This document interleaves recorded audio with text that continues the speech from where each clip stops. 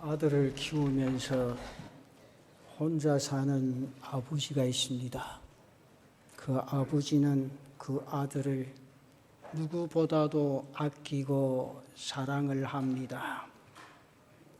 사람들 앞에 공연하게 데리고 다니면서 이 아들은 내 눈에 넣어도 아프지 아니할 아들이다. 저놈은 내 눈에 넣어도 아프지 아니한데 세상에 그 무엇과도 바꿀 수 없는 귀한 아들이다. 이유를 가만히 들어보니까 그 아이 어머니가 아들을 낳으면서 하늘나라로 떠나가십니다. 심한 임신 중독에 걸려서 어느 날 의사가 아이의 아버지와 어머니를 부릅니다. 임신 중독이 심하니까 아이를 낳으면 어머니가 생명을 잃게 되고 아이를 없애면 어머니의 생명을 살릴 수가 있습니다. 그럴 때 아이의 어머니는 의사의 손을 꼭 잡고 괜찮습니다. 나는 세상에 없어져도 이 아이는 세상에 태어나야 합니다. 아이의 생명을 도무지 포기할 수가 없습니다. 그러면서 출산하다가 산모가 하늘나라로 갔습니다. 그 대가로 얻은 아들이기에 아버지는 그 아이를 누구보다도 귀한 아들로 키웠습니다. 세상에 그 무엇과도 바꿀 수 없는 소중한 존재입니다. 그래서 눈에 넣어도 아프지 않다. 그 아버지의 심정이 여러분 이해가 되지 않습니까? 보통 사람들도 그러합니다. 한 운동선수가 인터뷰하면서 그런 말을 했습니다. 자기의 딸은 이 세상에서 자기에게 특별한 존재라 그렇게 고백하는 걸 봤습니다.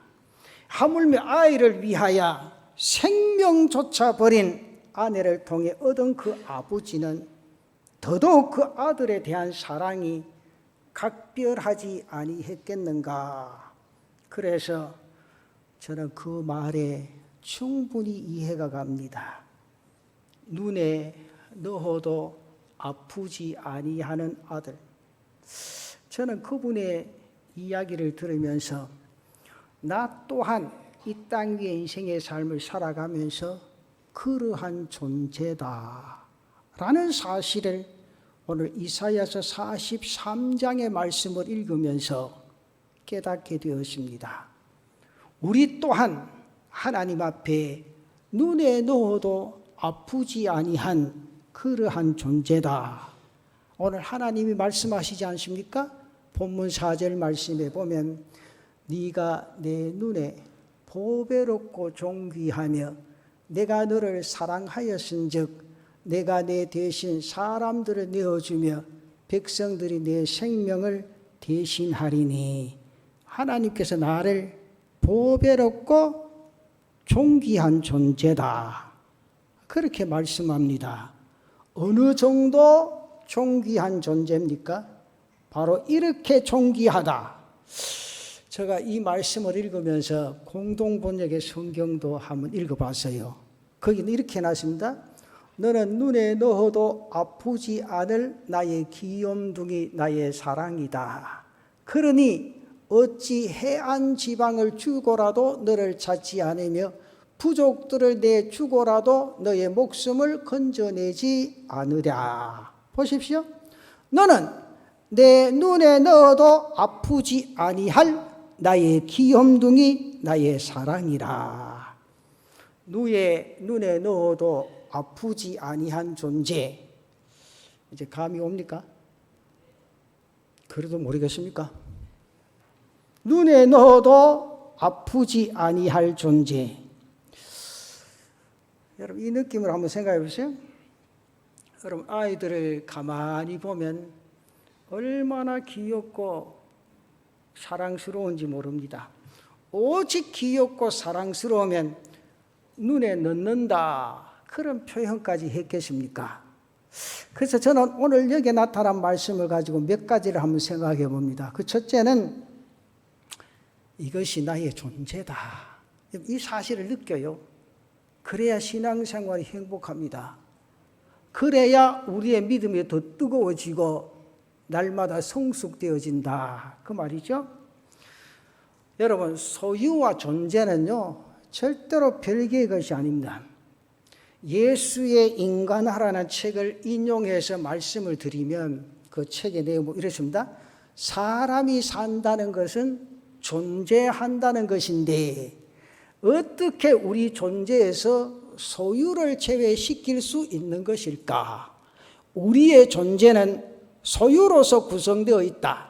존재가 곧 소유라고도 한다.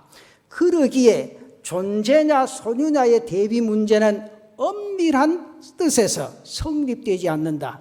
존재가 곧 소유요, 소유가 곧 존재이기 때문이다. 소유와 존재를 별개의 것으로 보고 생각하지 말아라. 소유와 존재를 별개의 것으로 생각할 수 없다. 그러한 차원에서 이렇게 말씀합니다. 하나님께서 우리를 뭐라고 하십니까? 너는 내 끼다. 이렇게 하지 마요. 너는 내 끼다. 오늘 43장 1절에 보면 그렇게 말씀합니다. 야곱아, 너를 창조하신 여호와께서 지금 말씀하시느니라. 이스라엘아, 너를 지으시니가 말씀하시느니라. 너는 두려워하지 말고 내가 너를 구속하였고 내가 너를 지명하여 불렀나니 너는 내 끼다. 너는 내 것이다. 곧 우리는 하나님의 것이다. 나 자신은 하나님의 소유다. 내 것이 아니다. 부모의 것도 아니요, 세상의 것도 아니요, 하나님의 것이다. 그리고 그분 안에 존재하는 인생이다. 바로 이것이 나는 하나님의 소유다. 그분의 것이다. 그리할 때 우리는 보배롭고 존귀한 존재, 곧 눈에 넣어도 아프지 않을 정도로 귀엽고 사랑스러운 존재가 되어진다. 이 표현이 어떤 분에게 부담이 될지도 모르겠습니다. 왜? 나는 어린아이가 아닌데. 이러한 표현은 아이들에게나 어울림적한 그런 내용이 아닌가. 아이들이 크면 상황이 굉장히 달라지지요. 크면 제멋대로 하려고 합니다. 자기 하고 싶은 대로 하려고 합니다. 지독히도 말을 안 들을 때가 있지요. 그때는 눈에 쏙 넣을 만큼 그렇게 사랑스럽습니까? 그렇지 않을 때도 많지요. 여러분, 사춘기가 되면 모습아들은 얼마나 징그러울 때가 많습니까? 어느 순간에 목소리도 굵어지고 코 밑에 수염도 퉁실퉁실하고 다리에 털이 숭숭하고 거기다가 제 고집대로 제 멋대로 할 때 보면 참 가슴이 답답할 때가 많지요. 그게 답니까? 성인이 되면 더더욱 생각이 달라지지요. 그런데 하나님께서는 여전히 이렇게 보배롭고 존귀하다. 하나님께 심판받아 바벨론으로 포로된 저 이스라엘을 향하여 하시는 말씀이 바로 이 말씀입니다. 얼마나 말 듣지 않고 하나님 멀리 했으면 하나님 앞에 심판을 받았겠습니까? 그러나 우리는 당신을 희생하고 얻은 존재다. 우리를 위하여 자기를 내어주셨다. 자기를 아낌없이 내어주시고 핏값으로 사신 바 되셨다. 마치 어머니의 생명마저 희생하면서 세상에 얻게 되어진 아들과 같이, 아니 당신 스스로를 내어주시고 우리를 얻으셨기에 그렇게 표현하신다. 우리는 나의 것이 아니고 하나님의 것입니다. 그런 거로 하나님의 뜻대로 사는 제단의 성도들 되시기를 바랍니다. 두 번째는 그럼 하나님이 너는 내 것이라 그랬는데 하나님의 것이라는 사실을 인지하고 살아가는 사람은 자존감이 있어야 돼. 자존감. 이제 우리는 하나님 앞에서 존귀한 하나님의 자녀됨의 의식을 가지고 땅 위에 인생의 삶을 살아가 보자. 이 세상을 살아가는 데 있어서 존귀한 자의 의식을 가지고 인생의 삶을 살아가자. 세상에서 자기를 절대로 비하하는 인생의 삶을 살지 마라. 세상 사람들 앞에서 자기를 비하하지 않는 그런 성도들이 되시기를 바랍니다. 한탄하지 마시기를 바랍니다. 원망하지 마시기를 바랍니다. 불평하지 마시기를 바랍니다. 세상의 가치로 판단하지 말자. 우리의 가치는 소유로 판단되는 것 절대로 아닙니다. 우리의 가치가 지식으로 판단되는 것도 아닙니다. 우리의 가치가 세상의 기준으로 판단되어서도 절대로 안 됩니다. 바로 하나님의 가치로 생각하고 하나님의 가치로 바라보자. 여러분 생각해보세요. 세상에 높은 사람 다 안 알아줘도 돼. 나는 요즘 뉴스를 잘 안 보려고 부더니도 이랬어. 왜 시험 들까 싶으셔. 목사가 나라를 위해 기도해야 되는데 기도할 맛이 딱 떨어지면 굉장히 괴롭잖아요. 목사가 성도들을 위해 기도해야 되는데 한참 예미기면요 머릿속에 싹 사라져버려. 그런 거 경험해 왔어요? 기도를 하도 해놓으니 잘 아시지 뭐. 왜냐하면 그것도 예를 미기도 적당하게 미기면 괜찮잖아요. 말을 해도요 조금 이래 이해될 수 있는 말을 하면 목사가 쉽게 넘어가는데 정말 한평생 안 보고 갈 것이 딱 이게 말을 하면 쉽게 잊어버려요. 몰라, 나 성질이 나빠서 그런지 그게 잘 안 잊어버리더라고. 그걸 잊어버리려고 몸부림을 치고 기도하죠. 근데 여러분 이 성경 보십시오. 하나님이 나를 아시고 그분 안에서 나를 발견할 수 있다. 세상 사람들은 몰라줘도 돼요. 요즘 저 방송 안 봐요. 뭐 이렇게 보면 참 머리 아파요. 그 자기 어떤 그 세상의 권력이 뭔지, 가족이 다 구렁텅이로 빠져들어도 그거 하고 싶은가 몰라. 나는 진짜라. 그거 10개 줘도 안 하고 싶어. 왜냐하면 한 나라의 지도자가 되고요, 자기의 권력을 지키려면요, 자기가 그 가정을 더 사랑해야 됩니다. 저는 그렇게 생각해요, 목사로서요. 목사가 성도들, 여러분 이해를 하세요. 목사가 또 잘못 들으면 오해하면 안 됩니다. 목사가 성도들을 사랑하려면요, 목사가 자기 가정 식구도 더 사랑해야 돼요. 자기 아내도 더 사랑하고 자기 자식도 더 사랑해야 성도들도 더 사랑하고 교회 자녀들도 더 사랑해야 돼요. 그 사랑의 마음이 연결되는 것이 뛰어서는 절대 안 돼요. 그런데 저는 그 내용들을 보고 오늘 이 말씀을 읽으면서 하나님이 니는 내 끼다 그렇게 생각할 때, 야, 세상에 부러운 거 없어요. 하나님이 나를 내 끼다 이렇게 하는데 딴 게 세상에 부러울 게 뭐 있어요? 그런 생각 없습니까? 나는 하나님의 것이 되기 싫다 그렇게 생각합니까? 아니죠. 성경에 분명히 말합니다. 하나님이 너는 내 끼다.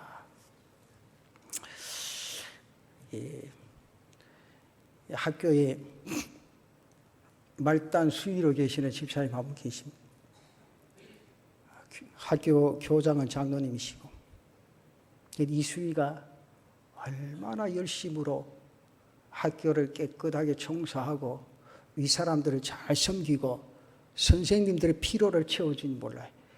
요즘 뭐 소사라가 잘 없지만 옛날에 저희들 공부할 때 학교 소사가 선생님 모시기 전에 그 대문도 열고 청소도 이 앞에 청소도 깨끗하게 교장실, 교무실 청소도 하고 그런 분 계셨잖아요. 근데 그분이 어느 날 교장 선생님이 옛날에는 그거 시커먼 그 뭐라 그럽니까? 그걸 갈탄이라 그러나요? 사각형으로 만들어가 이렇게 난로에 넣어가지고 이 때울 때 그게 뭐 가스가 막 나오고 그러잖아요. 그때 교장 선생님 가만히 보니까 냄새가 술술 나는데 보이 그 난로 뚜껑이 깨졌어요.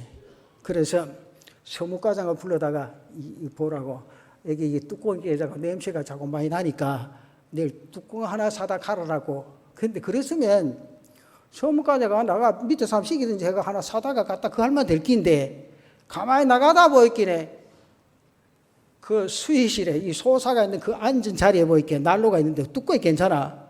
그만 그 뚜껑을 가지고 교장실에 갖다 덮어놓고 깨진 뚜껑을 그 수의실에 갖다 놨지. 그 다음날 아침에 수의가 또 아침 일찍 와보 이렇게 불을 피우는데 냄새가 실지나 보이 뚜껑이 다 깨진 기라. 분명 어제는 안 깨진 긴데 오늘 깨졌어. 그래 가만히 이제 한 바퀴를 딱 도니까 교장실에 있는 뚜껑이 꼭 자기 뚜껑이라. 그래 그놈의 뚜껑을 가지고 교장실에 가서 교장님 계시는데 뚜껑을 바꿔가지고 내 깁니다. 가져왔어요. 그 다음에 들어가는가 하면 서무실에 들어가 서무과장 목사를 잡고, 니 왜 이따고 짓을 하노? 내가 교회 다니고 교회 집사지만 인생을 그렇게 살면 안 돼. 나는 가스마트도 죽어도 괜찮고 교장은 가스마트가 안 되느냐고. 생명을 다 똑같은 기지만. 교장 스님 듣고 나와서 서무과장을 혼을 내고, 그러나 그 오후에 모든 직원들을 모아놓고 저분의 인생의 삶을 본받아라.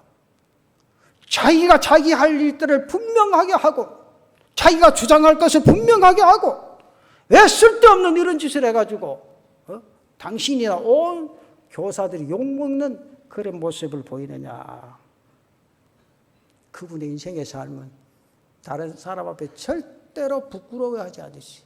어디 가서든지 나는 그 학교 청소하는 소사라 늘 드러내면서 자신의 인생의 삶을 아름답게 승화시켜간 그런 집사님이 계셨습니다. 비록 그의 자신의 인생의 삶이 가난하고 사회에서 지기에 낮았지만 그것 때문에 한 번도 기죽지 않았고 약해지지 않았습니다. 자신의 처지를 비관하거나 원망하지도 아니었습니다.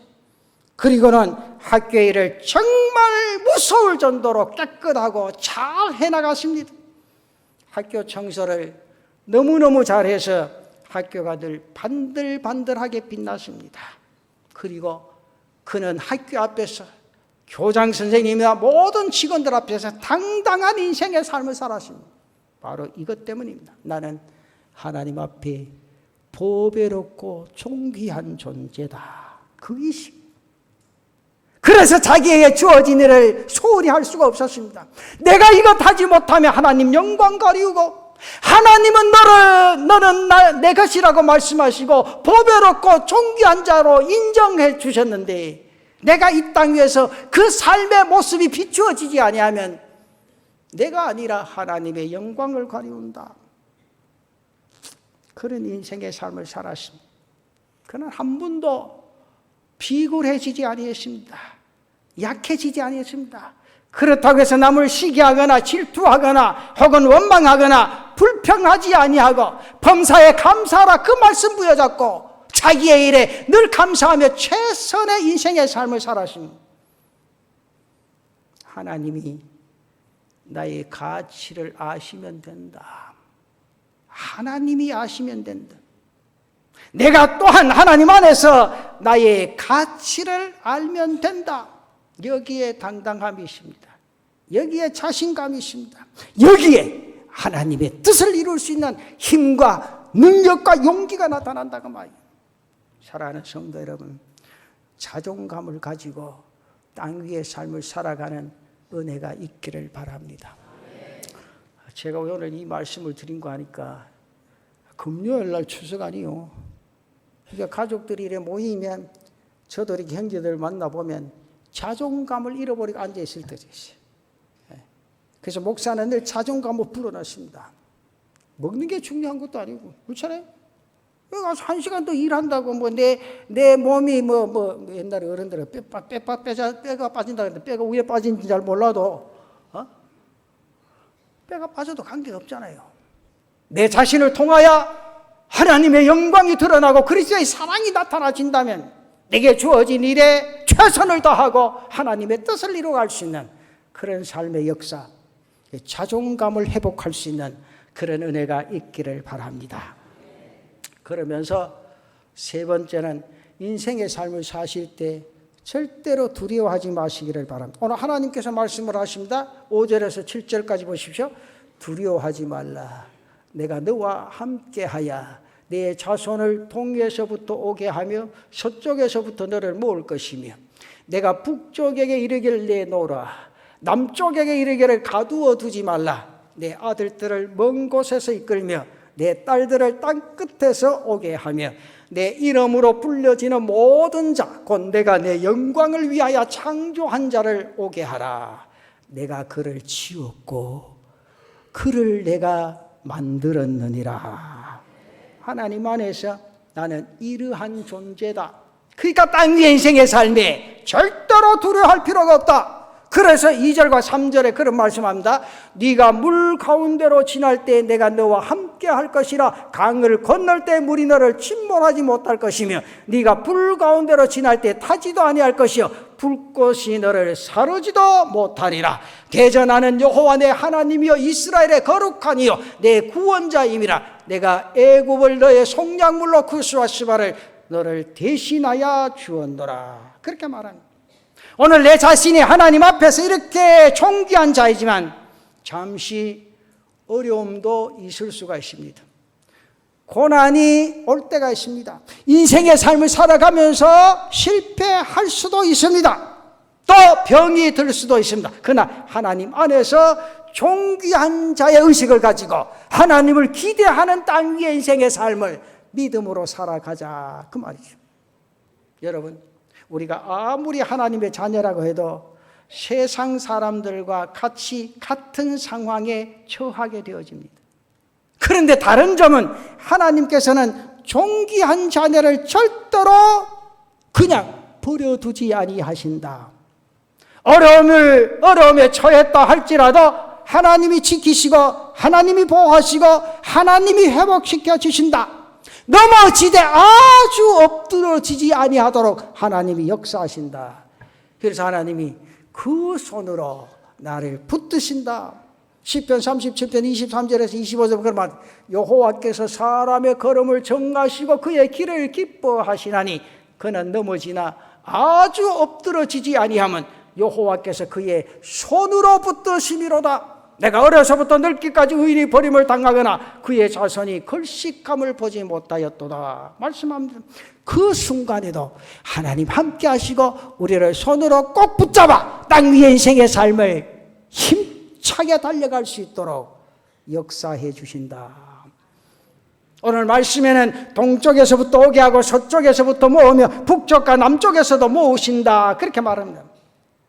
능력의 하나님, 그 능력 이전에 우리를 보배롭고 존귀한 자로 여기시기 때문이라. 그런 거로 하나님의 사람들은 세상에 대하여 사람과 환경에 대해서 절대로 두려워해서, 저는 그렇게 생각합니다. 성경에 그러는데 두려움은요 불신입니다. 두려움은 불신이에요. 두려움은요 죄성입니다. 하나님께서 우리를 더 이상 두려움을 주시지 아니한다. 디모데후서 1장 7절에 보면 그렇게 말하죠. 하나님이 우리에게 주신 것은, 잘 보십시오, 두려워하는 마음이 아니요 오직 능력과 사랑과 절제하는 마음이다. 하나님이 여러분의 능력 주시기를 원하십니다. 그런 거로 그 능력으로 이 땅 위의 인생의 삶을 승리할 수 있는 제단의 성도들 되시기를 축원합니다. 두려움이라고 하는 것은 절대로 하나님 주신 것 아닙니다. 이것은 하나님을 거역하고 불순종하고 범죄한 결과로 가슴속에 두려움이 스며들게 되어진다. 이것은 새로운 변화를 향해 가는 사람들에게 심리적으로 위축되게 하고 분열케 하는 마귀의 전략이다. 하나님께서 주시는 마음은 어떤 마음인가? 성경에 능력이다, 사랑이다, 절제하는 마음이다. 이것이 바로 하나님께서 나에게 주시는 마음이다, 그렇게 말합니다. 그렇기 때문에 하나님의 능력으로, 그 사랑으로, 그 지혜로 이 땅 위의 인생의 삶을 살아갈 수 있는 제단의 성도들이 되시기를 바랍니다. 내게 능력 주시는 자에게 내가 모든 것을 할 수 있느니라. 사랑 안에 두려움이 없으나 온전히 사랑이 두려움을 내쫓는다고 그랬습니다. 여러분 두려움이십니까? 내가 하나님 사랑하지 못하는 결과는. 사랑이 없는 사람 두려움 있어요. 사랑이 없는 사람 세상 길로 가요. 여러분 부부끼리 사랑이 있는 사람은요, 어디 가도 믿어요. 근데 집에서 부부끼리 사랑에 금이 가면 어디에 가도 뭐요? 의심이요, 불신이요. 그래서 토닥토닥 하다가 분란이 나고 전쟁이 나고 하지 못할 일을 하게 되는 거예요. 그런 거로 여러분 하나님의 사랑이 내 가슴속에 스며들면 부부간의 사랑이 회복되어지고 부모와 자식 간의 사랑이 회복되어지고 그래서 땅 위의 인생의 삶을 행복하게 달려갈 수 있는 은혜가 있게 될 줄로 믿습니다. 그러한 믿음의 삶을 살아가기 위해서 가장 중요한 결론입니다. 마지막 결론적으로 겸손해라. 우리가 하나님 앞에서는 겸손한 마음, 항상 부족한 마음, 항상 가난한 마음을 가져야 합니다. 하나님께서 우리가 존귀한 자의 의식을 가지고 인생의 삶을 살아가기를 바라고 원하십니다. 그러면서 겸손한 인생의 삶을 살아가기를 원하신다. 은혜 안에 있음을 깨달으면서 하나님을 의지하면서 땅 위의 인생의 삶을 살아가기를 원한다. 여러분 직장생활 하면서요, 그 직장 안에서의 화목이 어디에서 일어나는지 알아요? 겸손입니다. 겸손하지 못하면 분란이 일어나요. 저는 이게 우리나라 정치인들도 우리나라가 새롭게 도약하고 하나님의 축복을 받기 위해서는 겸손해져야 된다. 너무 고집과 아집으로 가득 찼어요. 이거 내 속에서 뿌리 뽑지 아니하고는 절대로 겸손해질 수 없이. 성경을 나보다 남을 낮게 여기고. 여러분 가만히 생각해요. 남편이 나보다 낫습니까? 남자다 물어서 아내가 나보다 낫습니까?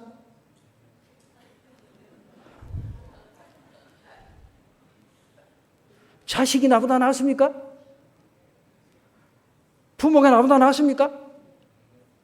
옆에 있는 사람 나보다 나아요? 아이고 대답은 잘한다. 이거 참. 이제 조금 있으면 이제 각 기관에 총회가 있는데 아이고 내가 들어보면요 기도 안 차다 가당차 따라 목사가 들어보면요 아이고 목사님요 저는 회비도 안 내는 게 뭐 하려고 한다고 지는 11조도 안 내는 게 목사 속으로요 아이고 가당찬다 하나님이 보면 뭐라고 말씀하세요? 너 그거 몇 푼 안 되는 거 1,000원 2,000원 목사님 회비도 안 내는 게 내가 속으로 지는 11조도 안 내는 게 목사님요 지는 원래 참사 아이고 속도 진짜 지는 주일날도 안 지키는 게 아니요. 여러분 자신을 들다 보면요 단 사람 욕할 하나도 없어. 생각해봐요. 하나님이 나를 피값으로 사시고 니는 내 끼다 보배롭고 존귀한 자로 하나님이 붙잡아 주시고 그 은혜 속에 살도록 그 축복을 받았는데 내가 뭐 건방지고 교만해요. 생각해봐요. 뭐예요. 아무리 얼굴에 찍어 발라봐도 내보다 못생겼더만 뭐. 그렇잖아요. 여러분 베드로가요 밤새도록 고기를 잡았지만 한 마리도 잡지 못하고 있을 때 주님께서 갈릴리 바다로 찾아오십니다. 그리고는 베드로에게 말씀합니다. 깊은 곳에 가서 그물을 내리라. 이렇게 할 때 여러분 뭐라고 대답하겠어요? 내가 다 해봤습니다. 내가 1년에 해보기니까 속으로라도 안 가겠나.